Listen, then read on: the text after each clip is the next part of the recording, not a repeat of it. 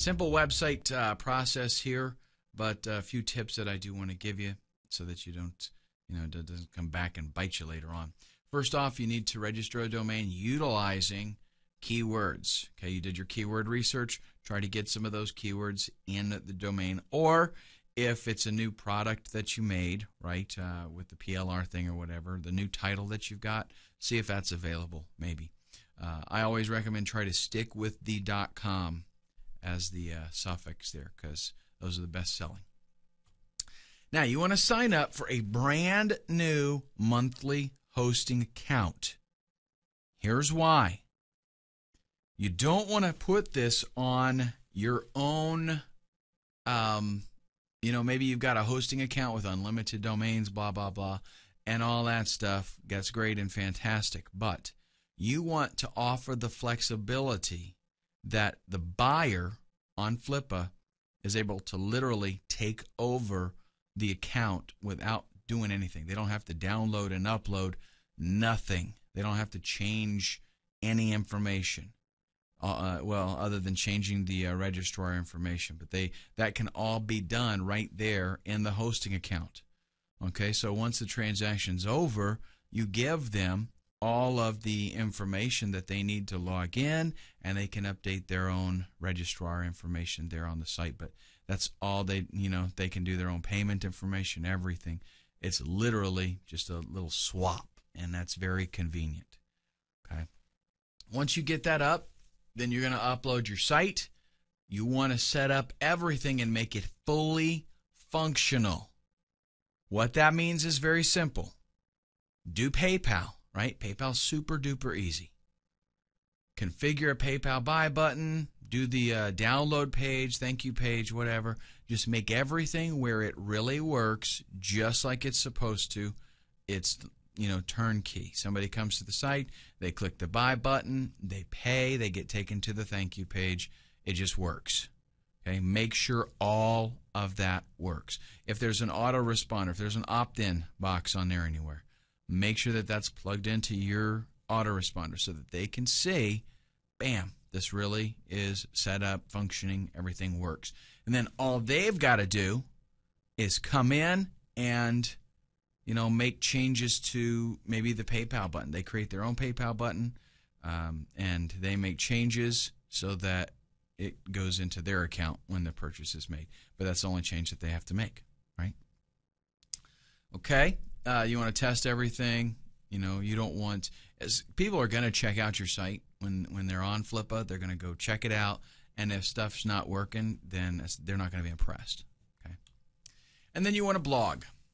10 to 15 keyword-rich articles. These articles do not have to be in-depth. They don't have to be long by any means. 300 to 400 words, that's not a lot of writing. It's not difficult. If you found out that somebody that ranked well is using a 2% keyword density, then make sure you use a 2% keyword density.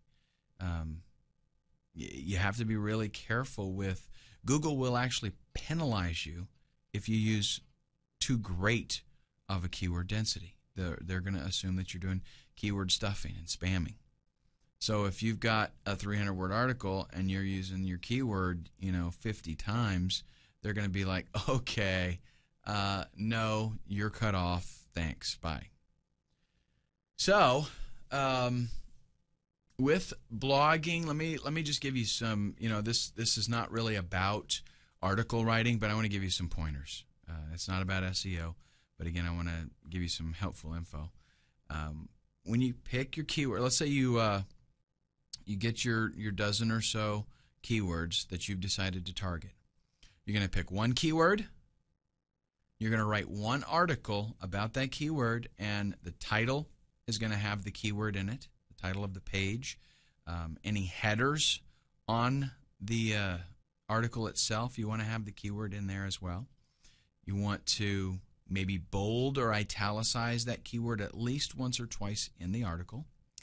I suggest you do use images and use the keyword as the alt tag in the images. And if you have any, if you decide to do any link building, which would be, just beneficial to you in the long run. If you decide to do any link building, make sure that you use that same keyword with anchor text back to that specific blog post. Okay, and as far as the blog goes, let me mention this. I suggest that you use WordPress, set up a blog on the site, and make the permalinks so that the title of the article is in the permalink, not just a page number.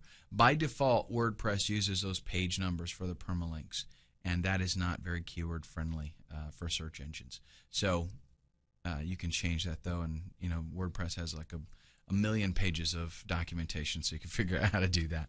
But just as a word to the wise. And then I suggest that you use Google Sitemap and do a submission. Okay, what this is going to do is create a layout of your website that search engines are going to absolutely love. And it gets Google to crawl your website right away. Okay, which is cool. That means you have a really good chance of getting indexed very quickly. Do that after you have the 10 to 15 articles, though. And really depending on, I don't know how much you like writing. Me personally, I can sit down if I have time. I can sit down and write a ton of articles fairly quickly. I'm pretty proficient at it. If you like writing, you can knock all these off in a day. If you don't, try to at least do one or two in a day. If you're gonna go ahead and devote an evening, to your business, try to knock out a couple articles in that time frame. Okay. All right. Up next, we're going to talk about selling on Flippa. I'll give you some tips and how you can get more money for your sites.